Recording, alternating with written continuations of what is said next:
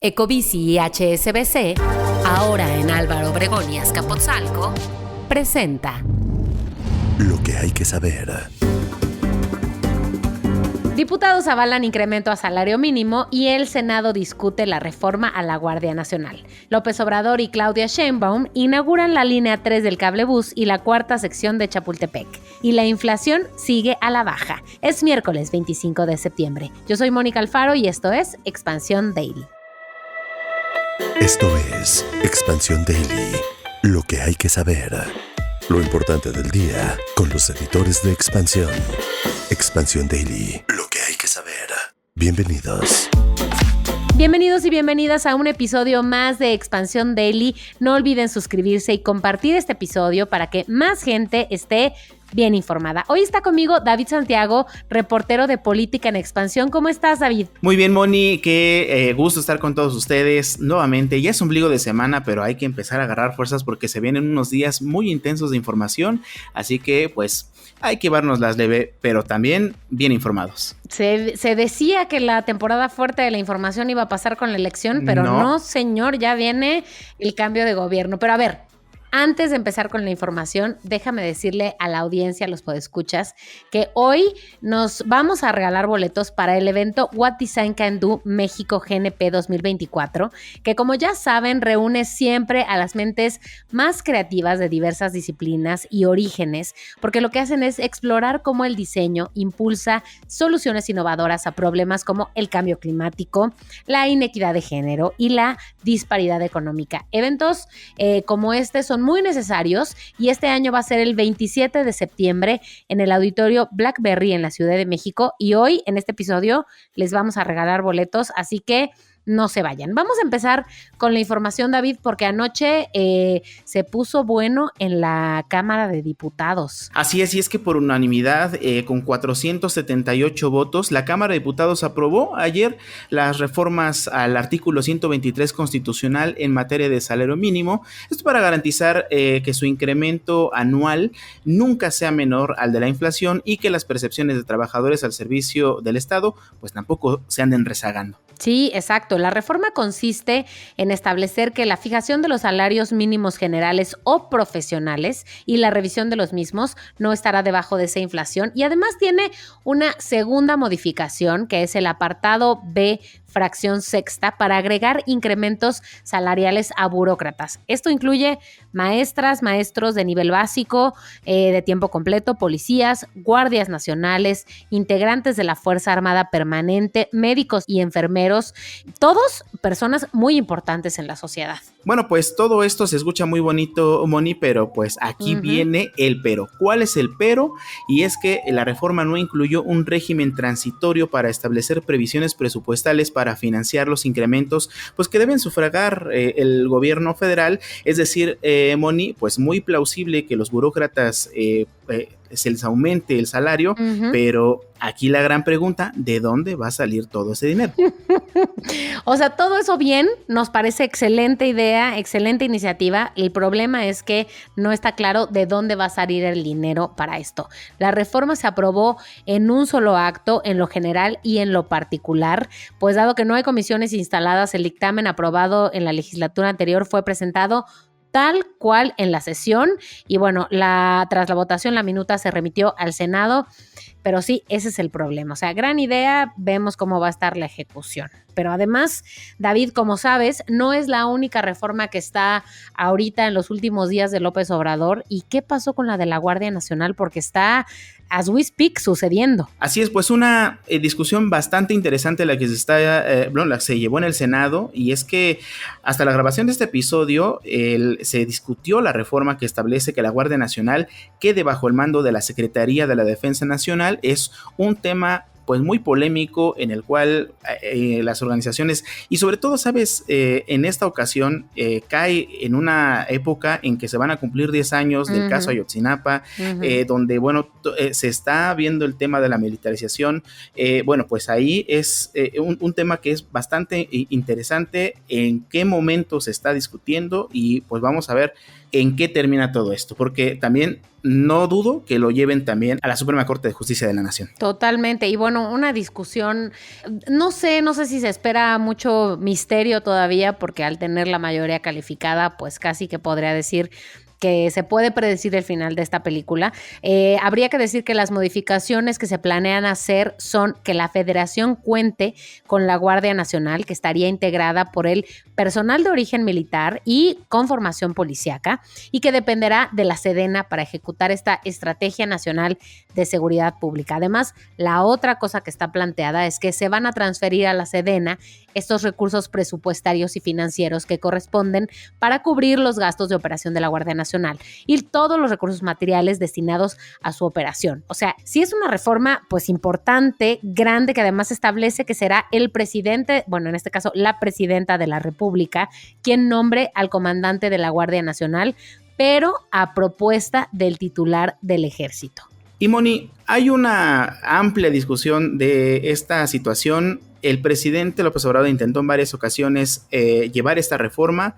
Ahora que tiene la mayoría calificada en las dos cámaras, pues se le va a hacer realidad a unos días de que concluya todo su mandato. Sí, y bueno, en este momento de transición ya se sabe que López Obrador y Claudia Sheinbaum han estado con muchos actos, entre ellos la inauguración de la línea 3 del cablebús y de la cuarta sección de Chapultepec, que estuvieron el día de ayer. De hecho, déjame contar que Claudia Sheinbaum ironizó sobre las críticas en contra del actual gobierno sobre la militarización de la seguridad, pues dijo que estos espacios como la ex fábrica de pólvora, será ocupado por 2 escuelas, una de artes y otra de cine. El presidente López Obrador, por supuesto, pues era prácticamente su fiesta, ¿no? Y celebró la apertura de la cuarta sección del bosque de Chapultepec, un proyecto que lo propuso desde la campaña, que insistió mucho durante los primeros días de su administración y ahora pues prácticamente se ve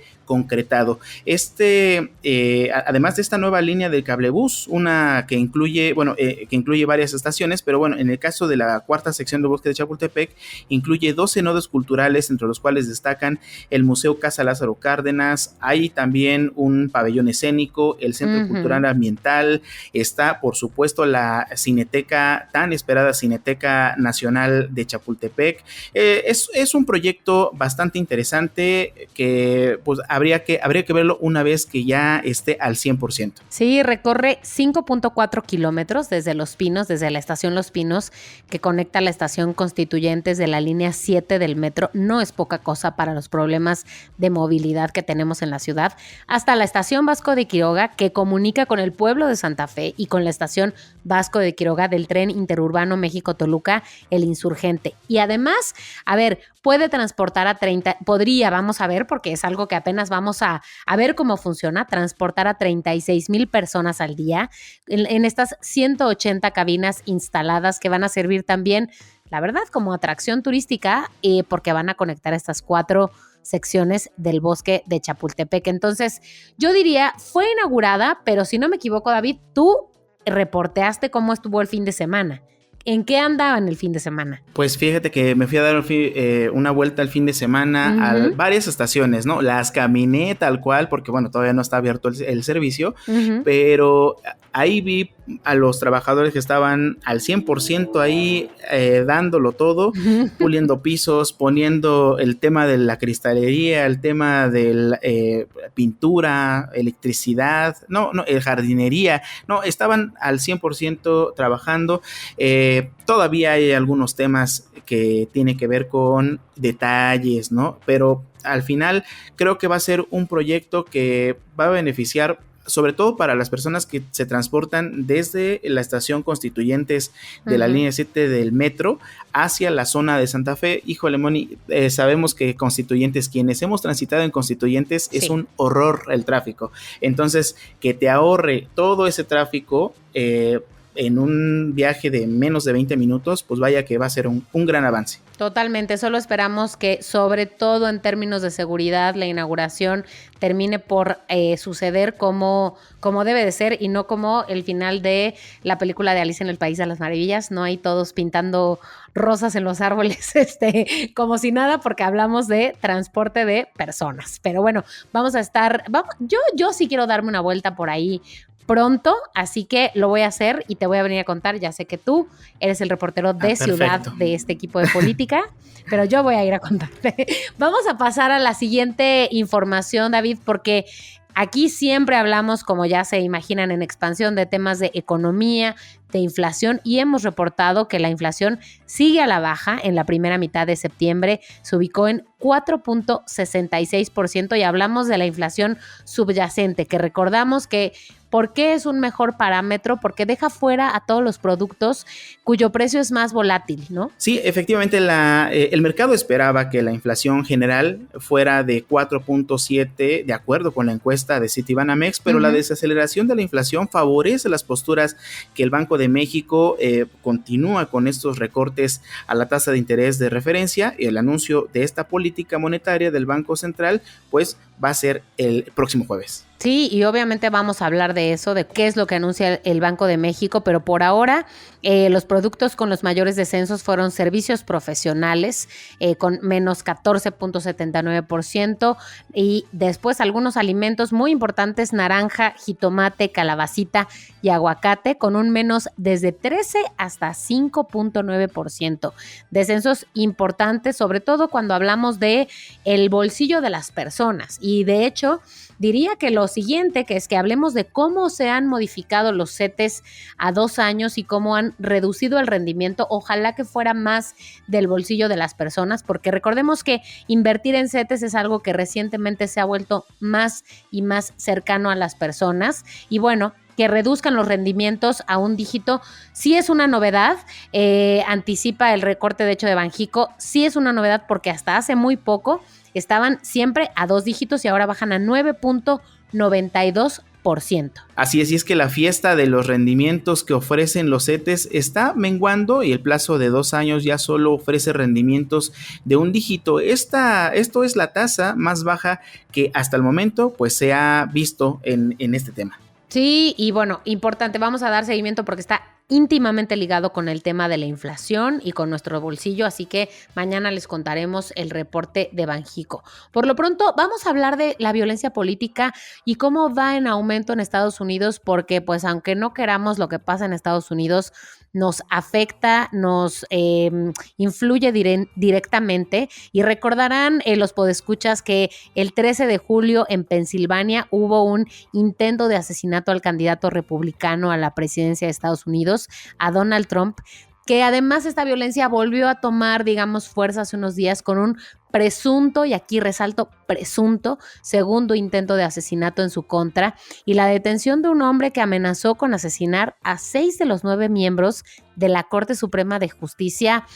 Híjole, no es cosa menor, y aunque estas son las muestras, la verdad, más recientes, ya tiene tiempo, diría que esta violencia desde hace 4 años, David. Sí, fíjate que es un tema que vaya que sí es preocupante, porque como bien lo comentas, es el país que más lo tenemos cercano, es nuestro vecino, y todo lo que ocurre allá tiene resonancia en México. Vamos a ver cómo también se comporta la violencia que se está generando en Estados Unidos con el nuevo cambio de administración en México, y bueno, pues eso siempre tiene repercusión, y es que en este periodo fallecieron por lo menos 39 personas en hechos relacionados con violencia política en ese país. Algunas muertes siguieron a disputas individuales, como una pelea fatal en 2022 entre 2 hombres en Florida que discutían sobre la perspicacia empresarial de Trump, mientras que otros ocurrieron en entornos públicos, como el tiroteo de 5 manifestantes de justicia social social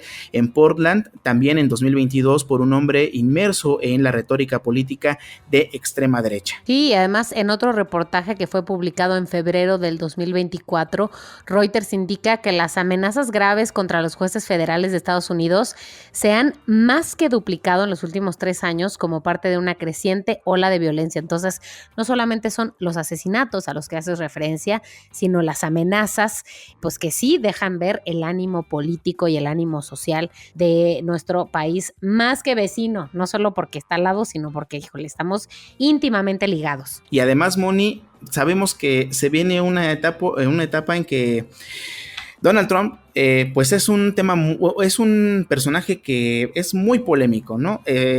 Independientemente de lo que se dé en las elecciones de Estados Unidos, de llegar a ocurrir, ¿no? Que gane la presidencia Donald Trump, pues todavía podría aumentar este nivel de violencia. Sí, totalmente. Pero ¿sabes qué, David?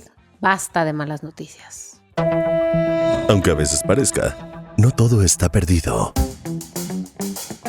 Y es que sí, no todo está perdido porque, a ver, hay alguien todavía, hay grandes empresas que confían en México. Microsoft, una de ellas, que dijo que va a invertir $1,300 millones para ampliar su alcance en inteligencia artificial. Y esto lo sabemos porque el CEO de la compañía, Satya Nadella, tiene una postura muy interesante en torno a la inteligencia artificial, muy optimista, y de hecho en enero en el Foro Económico Mundial en Davos dijo que la IA es tan importante para la productividad como en su momento lo fue para el mundo, la computadora personal, y expuso que tiene confianza en el desarrollo de su negocio en México y anunció esta inversión enorme que claro que es importante en México. Es nada más y nada menos que una inversión de $1,300 millones de dólares que pues afortunadamente pues es una inversión importante, pero bueno, aquí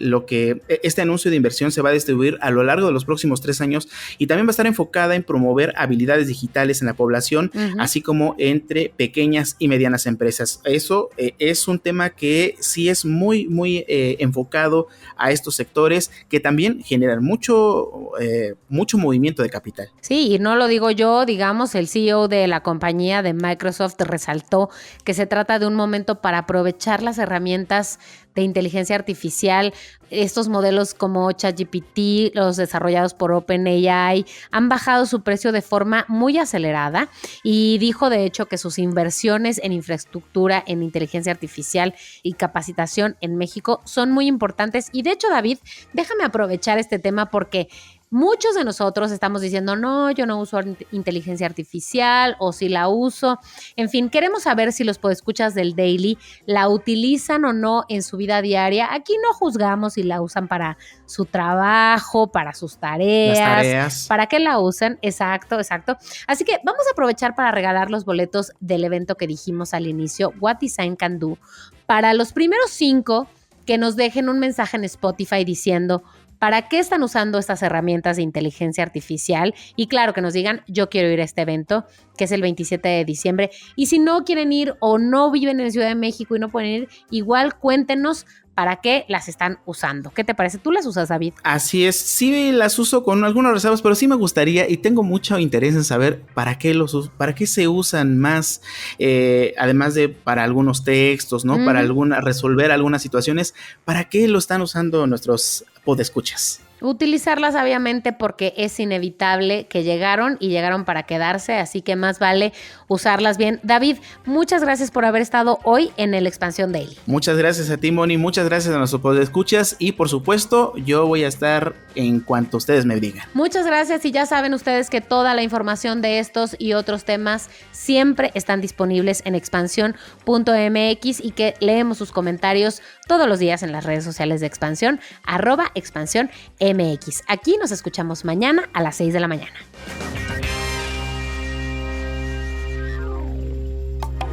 Expansión Daily. Escucha un nuevo episodio lunes a viernes a partir de las 6 de la mañana.